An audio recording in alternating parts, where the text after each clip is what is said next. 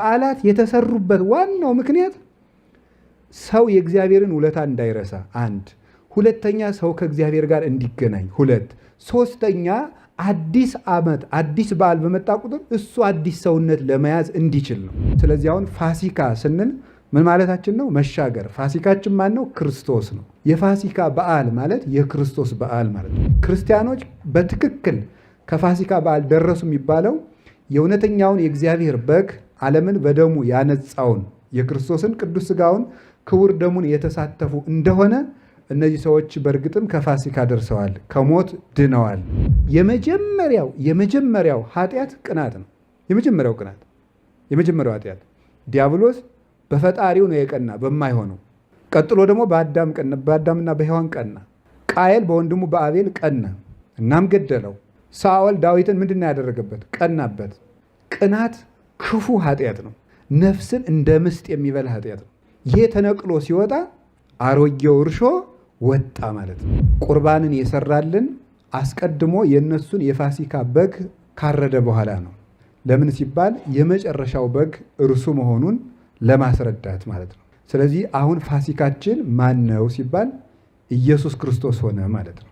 ከሞት ያሻገረን ከሲኦል ያወጣን እውነተኛ የፋሲካው በግ ነው። ትክክለኛው ለእኛ የፋሲካችን በግ ኢየሱስ ክርስቶስ ነው።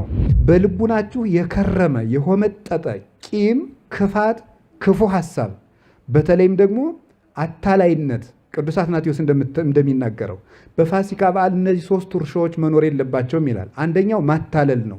ሁለተኛው ቅናት ነው። ሶስተኛው ስጋዊ ፍትወት ነው። ለምንድን ነው ይህን በየዓመቱ የምናከብረው? እኛም እንድንነሳ ነው። አብረነው እንድንነሳ ነው። ተንሥኦ አንሥአ ኩሎ ሙታነ፣ እሱ ተነሳ፣ ተነስቶ ሙታንን ሁሉ አስነሳ። አብረነው እንድንነሳ ትንሣኤን በየዓመቱ እናከብረዋለን እንጂ ክርስቶስ በየዓመቱ እየተነሳ አይደለም የትንሣኤ በዓል የሚባለው።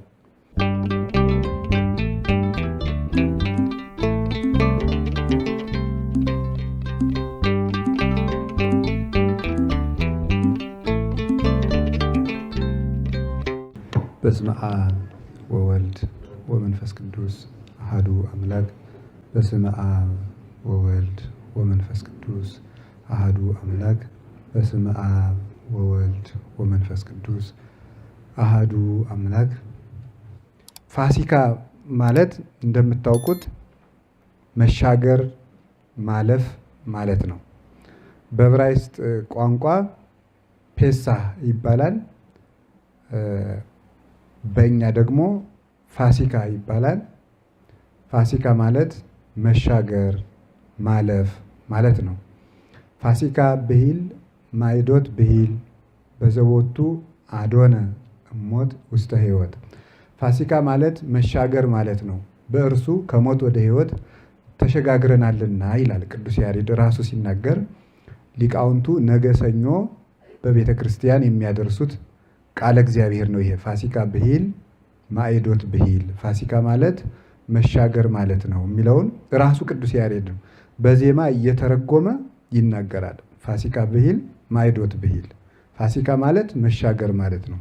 ለምን ስንለው በዘቦቱ አዶነ እሞት ውስተ ሕይወት፣ በሱ ከሞት ወደ ሕይወት ተሸጋግረናልና ብሎ ይናገራል።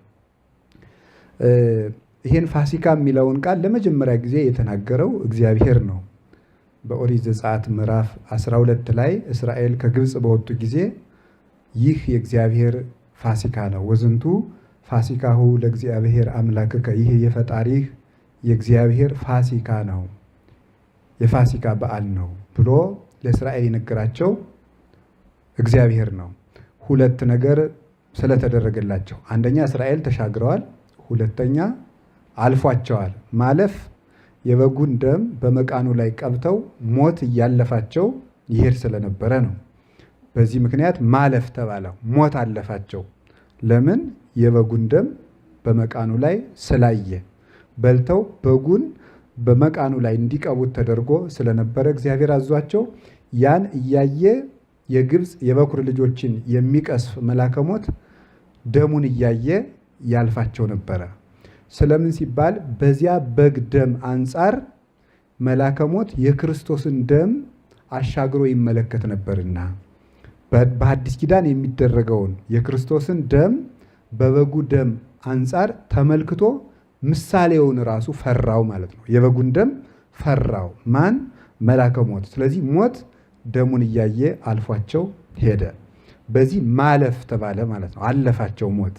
ሁለተኛ መሻገር፣ ኤርትራን ተሻግረዋል። ከባርነት ወደ ነፃነት ተሻግረዋል። ነፃነት አግኝተዋል፣ ከባርነት ተሻግረዋል። እንደገና ደግሞ ከስደትና ከባዕድ ሀገር ወጥተው ወደ ርስት ተሸጋግረዋል። በዚህ ምክንያት ፋሲካ ይባላል። ይህንን በዓል በየዓመቱ በግ እያረዱ እየሰዉ ያስቡታል ማለት ነው። ጌታችን መድኃኒታችን ኢየሱስ ክርስቶስ የጸሎት ሐሙስ ዕለት ማታ ቁርባንን የሰራልን አስቀድሞ የእነሱን የፋሲካ በግ ካረደ በኋላ ነው። ለምን ሲባል የመጨረሻው በግ እርሱ መሆኑን ለማስረዳት ማለት ነው። ስለዚህ አሁን ፋሲካችን ማን ነው ሲባል ኢየሱስ ክርስቶስ ሆነ ማለት ነው። ቅዱስ ዮሐንስ መጥምቅ ዮሐንስ ወንጌል ምዕራፍ 1 ላይ ናሁ በግዑ ለእግዚአብሔር ዘየአትት ኃጢአት ዓለም፣ ነዋ በግዑ ለእግዚአብሔር ዘየአትት ኃጢአት ዓለም፣ የእግዚአብሔር በግ የዓለምን ኃጢአት የሚያስተሰሪ ለዓለም ስርየትን የሚሰጥ የእግዚአብሔር በግ እነሆ ብሎ የተናገረው ያ በትንቢት የተነገረለት የብሉይ ኪዳኑ በግ እርሱ ክርስቶስ ነው ብሎ እየነገራቸው ነበረ። ስለዚህ ጌታችን ኢየሱስ ክርስቶስ የማቴዎስ ወንጌል ምዕራፍ 26 ቁጥር 26 ስትመለከቱ በጉን ከበሉ በኋላ ለሐዋርያት ህብስቱን ባርኮ ወደ ስጋው ለውጦ ወይኑን አክብሮ ወደ ደሙ ለውጦ ሰጣቸው። በጉን ከበሉ በኋላ ያደረገበት ምክንያት ይሄኛው አልፏል፣ የመጨረሻው እውነተኛው የፋሲካ በግ እኔ ነኝ፣ እውነተኛው ስጋም የኔ ስጋ ነው፣ እውነተኛው ደምም የኔ ደም ነው ብሎ ትክክለኛውን ፋሲካ ምን አደረገልን? መሰረተልን። ያኛው በግ እስራኤልን ያዳናቸው ከሞተ በኩር ነው ያሳልፋቸው። ከዘላለም ሞት፣ ከነፍስ ሞት፣ በሲኦል ከመሞት አላዳናቸውም። ለዚያውም ጥቂት ሰዎችን ብቻ ነው ያድኖ የነበረው። በሐዲስ ኪዳን የተደረገው የጌታችን የመድኃኒታችን የኢየሱስ ክርስቶስ ቅዱስ ሥጋውና ክቡር ደሙ ግን ጥቂት ሰዎችን ብቻ አይደለም፣ ዓለምን ያሻገረ ደም ነው። የሰውን ነገር ሁሉ ሊያምን የወደደን ወደሱ የቸርነት አጥር የገባውን ሁሉ የታደገ እውነተኛ ደም ነው። ሞት የሚፈራው ደም። እነዚያ የበጉን ደም የበሉት ሰዎች በግብፃውያን ከመሰቃየት ዳኑ እንጂ ከሞት አልዳኑም ነበረ። መና ወርዶላቸው በልተዋል። መናው አላዳናቸውም፣ በጉም አላዳናቸውም። ከጊዜያዊ መቅሰፍት ነው ያዳናቸው። ለዚህ ነበር ጌታ በዮሐንስ ወንጌል ምዕራፍ 6 ላይ አበዊክሙሰ መና በሉ በገዳም ወሞቱ፣ አባቶቻችሁ በምድረ በዳ መና ተመግበው ነበር፣ ነገር ግን ሞቱ አላቸው። የእሱ ሥጋ ግን ምን ይሆናል? አነ ውእቱ ህብስተ ሕይወት ዘወረደም ሰማያት፣ ከሰማይ የወረደ እውነተኛው የሕይወት እንጀራ ግን እኔ ነኝ። ዘበላ ሥጋዬ ወሰት የደሜ ቦ ሕይወት ዘላለም፣ ሥጋዬን የበላ ደሜን የጠጣ የዘላለም ሕይወት አለው። አማን ብለክሙ እመ ይበላይክሙ ሥጋሁ ወይሰተይክሙ ደሞ ለወልደ እጓለ እመሕያው አልብክሙ ሕይወት። የሰው ልጅን ሥጋውን ካልበላችሁ ደሙንም ካልጠጣችሁ የዘላለም ሕይወት የላችሁም። ሥጋዬኒ መብልዐ ጽድቅ ዘበአማን፣ ሥጋዬ እውነተኛ መብል ነው፣ ደሜም እውነተኛ መጠጥ ነውና ብሎ ዮሐንስ ወንጌል ምዕራፍ 6 ከቁጥር 51 እስከ 53 ይህንን ነግሮናል።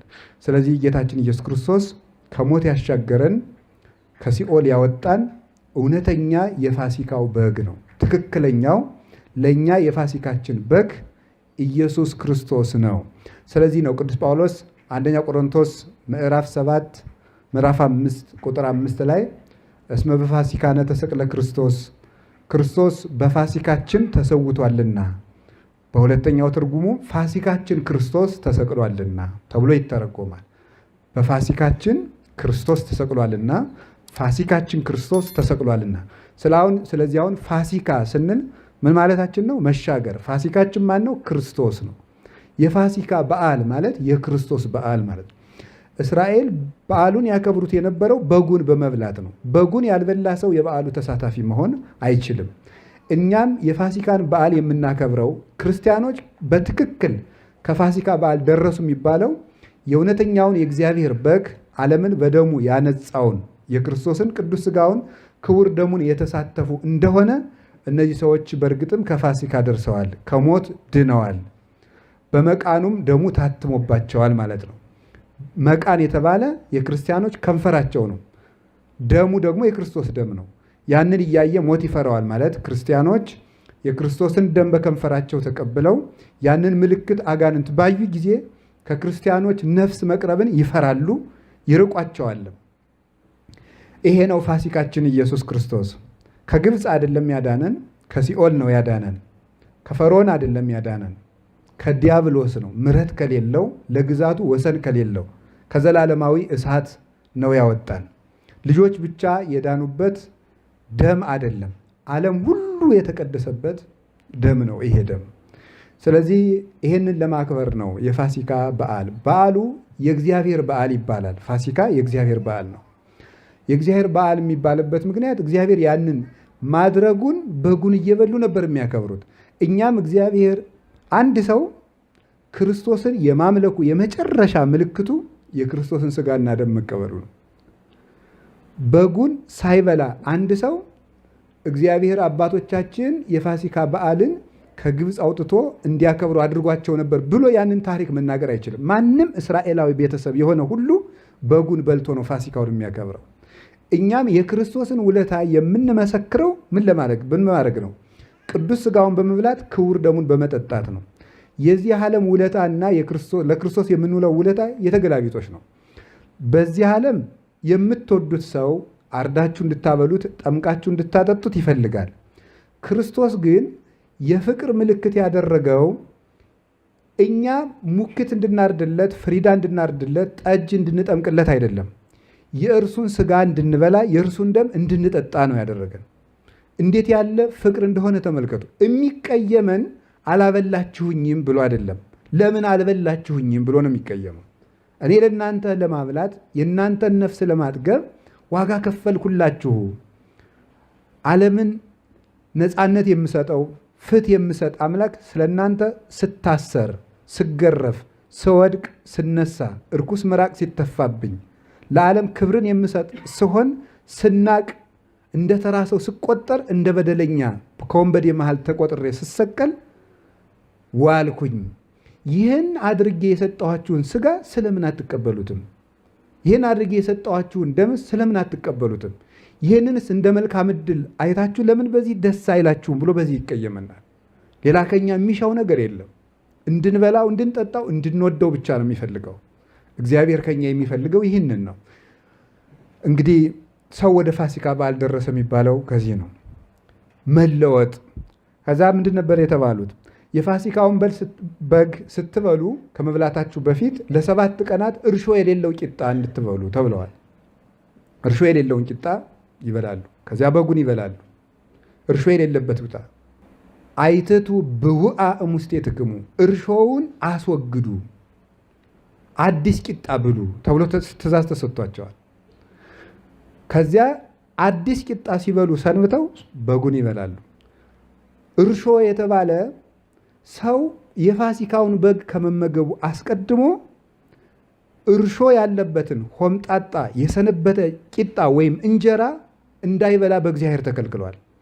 በልቡናችሁ የከረመ የሆመጠጠ ቂም፣ ክፋት፣ ክፉ ሐሳብ፣ በተለይም ደግሞ አታላይነት ቅዱስ አትናቴዎስ እንደሚናገረው በፋሲካ በዓል እነዚህ 3 እርሾዎች መኖር የለባቸውም ይላል። አንደኛው ማታለል ነው። ሁለተኛው ቅናት ነው። ሶስተኛው ስጋዊ ፍትወት ነው። እነዚህ እርሾዎች አብረው በፋሲካ በዓል መኖር የለባቸውም። ማስመሰል፣ ማታለል። አምኖህ የሚከተልህን ወንድምህን አንተ በልብህ ሰይፍ ትታጠቅለታለህ፣ የሐሳብ ሰይፍ ትታጠቃለህ። ምክርን ትመክራለህ፣ ጉድጓድ ትቆፍራለህ፣ ሰንሰለት ትታታለታለህ፣ ትተበትብለታለህ፣ አስረህ ልጥለው ትወዳለህ። ቢያቅትህ እንኳን በምኞት ልትገድለው ትፈልጋለህ። ይሄ እርሾውን ሊወጣ ይገባል። እስመ ቅናት ትበልዖሙ ለልበ ብዙኃን በመዓት እንደተባለ ቅናት የብዙ ሰዎችን ልቡና እንደ እሳት ቦርቡራ የምትበላ ናት። ይህ ከውስጥ ካልወጣ በዚህ እርሾ ፋሲካ አከበርን አይባልም። ቅናት እንግዲህ ተመልከታችሁ፣ የመጀመሪያው ኃጢአት ቅናት ነው። የመጀመሪያው ኃጢአት ዲያብሎስ በፈጣሪው ነው የቀና በማይሆነው። ቀጥሎ ደግሞ በአዳምና በሔዋን ቀና። ቃየል በወንድሙ በአቤል ቀና፣ እናም ገደለው። ሳኦል ዳዊትን ምንድን ነው ያደረገበት? ቀናበት። ቅናት ክፉ ኃጢአት ነው። ነፍስን እንደ ምስጥ የሚበላ ኃጢአት ነው። ይሄ ተነቅሎ ሲወጣ አሮጌው እርሾ ወጣ ማለት ነው። እና ማስመሰል፣ በተደራረበ ማንነት መኖር፣ ቤት ዘግተን በምንኖርበት በክፍላችን ውስጥ ሌላ ሰው፣ በአደባባይ ከሰው ጋር በምንውልበት ማንነታችን ሌላ ሰው፣ እንደዚህ ያለ እርሾ ወጥቶ መውደቅ አለበት። ማስመሰል፣ ቅናት እና የመጨረሻው ምንድን ነበር? ፍቶት ወይም መጎምጀት። ዘንድሮ ፋሲካ ነው። እስካሁን ስንመኝ ኖረናል። ከዚህ ፋሲካ ጀምሮ ክፉ ምኞቴን እታገሳለሁ ማለት አለበት አንድ ሰው። በዓላት የተሰሩበት ዋናው ምክንያት ሰው የእግዚአብሔርን ውለታ እንዳይረሳ፣ አንድ፣ ሁለተኛ ሰው ከእግዚአብሔር ጋር እንዲገናኝ፣ ሁለት፣ ሶስተኛ አዲስ ዓመት አዲስ በዓል በመጣ ቁጥር እሱ አዲስ ሰውነት ለመያዝ እንዲችል ነው። አዲስ ሰውነት ካልያዘ ካልተለወጠ አይምሮ በኖረበት የሚኖር ከሆነ ይህ ሰው በዓል አላከበረም። ፀሐይ እንደሆነ እንደ ትናንትናው ትወጣለች፣ ሌላ ፀሐይ አልወጣም። ጨረቃ እንደሆነ እንደ ትናንትናው ትወጣለች፣ ሌላ ጨረቃ አልወጣም። ሌላ ኮከብም በዚች ምድር ላይ አልታየም። ሌላ ደመናም አይዞርም። ሌላ ነፋስ አይነፍስም። ሌላ ምድር አልተመሰረተም። ሌላ ሰማይ በዚህ ላይ አልተዘረጋም። ሌላ ሚያዝያ 27 አልመጣም። ያው 12 ሰዓት ያለው ሚያዝያ 27 ነው የመጣው። መለወጥ ነው በዓልን የሚያደርገው መለወጥ፣ ከትናንት ዛሬ መሻል፣ ፈቀቅ ማለት፣ ትናንት ከነበርንበት መውጣት፣ ማሸግሸግ፣ ወደ እግዚአብሔር መኮብለል፣ ከግብፅ 3 ቀን መራቅ ነው። በነፍስ በስጋ እና በደመ ነፍስ መራቅ፣ በደመ ነፍስ በሕያዊት ነፍስና በስጋ። እስራኤል በዓሉን ያከበሩት ከግብፅ የ3 ቀን ጎዳና ተጉዘው ነው። እንደዚህ ያለ ጉዞን ራቅ ብለን ስናከብረው በዓሉ ፋሲካ ይባላል ማለት ነው። ይህንን እንድናደርግ ነው ፋሲካችን ኢየሱስ ክርስቶስ የነገረን። ስለዚህ ፋሲካችን ኢየሱስ ክርስቶስ በታላቅ ኃይል ተነሳ። ፋሲካችን ኢየሱስ ክርስቶስ በታላቅ ኃይል ተነሳ። ለምንድን ነው ይህን በየዓመቱ የምናከብረው? እኛም እንድንነሳ ነው። አብረነው እንድንነሳ ነው። ተንሥኦ አንሥአ ኩሎ ሙታነ፣ እሱ ተነሳ፣ ተነስቶ ሙታንን ሁሉ አስነሳ። አብረነው እንድንነሳ ትንሣኤን በየዓመቱ እናከብረዋለን እንጂ ክርስቶስ በየዓመቱ እየተነሳ አይደለም። የትንሣኤ በዓል የሚባለው አይነሳም። እኛ ግን መነሳት አለብን ከነበርንበት ሁሉ። ይህንን እንድናደርግ ነው ፋሲካችን ኢየሱስ ክርስቶስ በታላቅ ኃይል ተነሳ። አንተም ኃይልን ታጥቀህ ተነስ ካለህበት ነገር። ስንፍና ያለው ከስንፍናው፣ ውድቀት ያለው ከውድቀቱ፣ ተንኮለኛ የሆነ ሰው ከተንኮሉ መነሳት አለበት። ከዚህ እንድንነሳ ነው ክርስቶስ ተነሳ እያልን እንደወደቁ ተነሳ ማለት ምን ለውጥ አለው? ለውጥ አለው እንዴ? እግዚአብሔርማ ድሮውም እኮ በመንበሩ እግዚአብሔር እሰ ይነብር ዲበ መንበሩ ቅዱስ፣ እግዚአብሔር ምንጊዜም ጽኑ ክቡር በሚሆን መንበሩ ጸንቶ ይኖራል። እሱ ምንጊዜም መዊቶ ሀዮ ነው፣ መዊቶ ህያው። ሙቶ ሳለ ሙቶ ተነሳ። አንድም ብሎ ሊቃውንቱ መዊቶ ህያው፣ ሙቶ ሳለም ህያው ነው። እሱ እኮ ሙቶ ቆይቶ ኋላ ህይወት አልተጨመረለትም። እሱ ጥንቱንም ሙቶ እያለ ራሱ ህያው ነው። ሞተ በስጋ ወሐይወ በመንፈስ ያለው ይህንን ነው ቅዱስ ጴጥሮስ አንደኛ ጴጥሮስ ምዕራፍ 3 ቁጥር 17 ላይ በስጋ ሞተ በመለኮት ግን ህያው ነው። ለሱ ትንሣኤ የሚጨምርለት ነገር የለም። ተነሳ ተብሎ የሚነገርለት ለእኛ ትንሣኤን ለማስተማር ነው። ተነሱ፣ ውድቀት ይብቃችሁ ለማለት ነው። በታላቅ ኃይል ተነሳ። ይህን አንድ ጊዜ እንድትደግሙት እንገራችሁ። ክርስቶስ በሉ በታላቅ ኃይል ተነሳ በሉ። ይሄ ኃይል ምንድን ነው? ይህን ነግሬያችሁ ትምህርቴን እቋጨዋለሁ። ክርስቶስ የተነሳበት ኃይል የጌትነቱ ኃይል ነው። የጌትነቱ ኃይል፣ የአምላክነቱ ክብር፣ ይህ ኃይል ይባላል። ጌታችን መድኃኒታችን ኢየሱስ ክርስቶስ በዚች ምድር ሲኖር ሁለት ነገሮችን በአንድ ፈቃድ በአንድ ባህሪ ይሰራል። የአምላክነቱን ስራ ሲሰራ ነበር፣ የሰውነቱን ስራ ሲሰራ ነበረ። ሰዎች ግን የሰውነቱን ስራ እያዩ በአምላክነቱ ይሰናከሉ ነበረ። ኃይሉ አይታያቸውም ነበረ እና ኃይሉን ግን ሁልጊዜ ያደርግ ነበር። ያን ኃይል ግን የተመለከተው የለም። እሱ ራሱ ለዚህ ነበረ የማቴዎስ ወንጌል ምዕራፍ 11 ላይ ብፁዕ ዘይትአቅፈ ብየ ስወጣ ስወርድ ስደክም ስራብ ስጠማ እንዳላዋቂ ስጠይቅ አይቶ በእኔ ያልተሰናከለ ሰው ንዑድ ክቡር ነው ብሏል። ሩቅ ብእሲ ያላለኝ መድከሜን አይቶ መራቤን አይቶ በአጭር ቁመት በጠባብ ደረት መወሰኔን አይቶ በእኔ ተሰናክሎ ይሄስ ፍጡር ነው ያላለኝ ሰው እርሱ ክቡር ነው። ኃይሌን የተመለከተ ስደክም ኃይሌ ያልተሰወረበት፣ ስወሰን ምልአቴ ስፋቴ ያልተሰወረበት፣ ስሞት ሕያውነቴ ያልተሰወረበት ይህንን የሚመለከቱ ዓይኖች ያሉት ሰው እሱ ንዑድ ክቡር ነው ብሎ ነግሮናል። አሁን ዛሬ በትንሣኤው ክርስቶስ ያሳየን ኃይሉን ነው። ጌታችን ኢየሱስ ክርስቶስ እንዴት የኃይል ሥራ ሲሰራ እንደነበር ታውቃላችሁ። እሱን ልንገራችሁ። ክርስቶስ ሲጸነስ በኃይል ነው የተጸነሰው። ያንን ነው በትንሣኤ የደገመው። ሲጸነስ በኃይል ነው የተጸነሰው። እንዴት ነው ሲጸነስ በኃይል የተጸነሰው? ሲጸነስ በኃይል የተጸነሰው ለምንድን ነው ካላችሁ፣ አካል አለው። ያ አካል በእመቤታችን ማኅፀን ተወስኗል። በእመቤታችን አካል በአካል ውስጥ ለማደር ወይም ለመግባት ምናምን ማድረግ አለበት። በር ሊያገኝ ይገባዋል።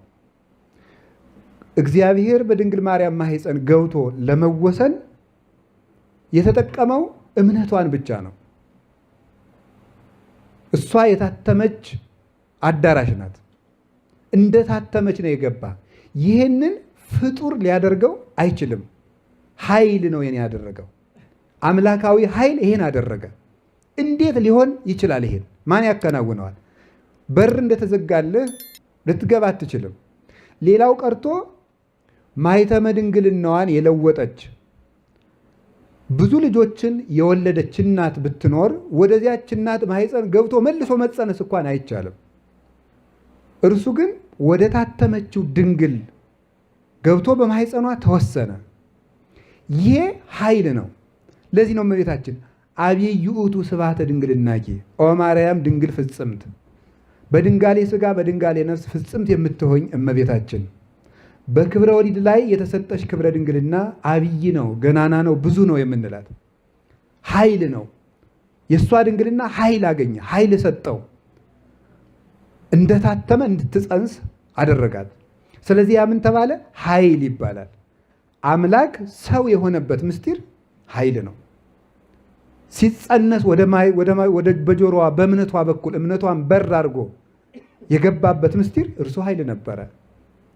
በማኅፀኗ ገብቶ ሰው አምላክ ሲሆን፣ አምላክ ሰው ሲሆን ይሄ ኃይል ነው። አምላክ ሰው መሆኑ ኃይል ነው። ኃያሉ በደካማ ሥጋ መወሰኑ ማደሩ ይሄ ትዕግስት ኃይል ነው።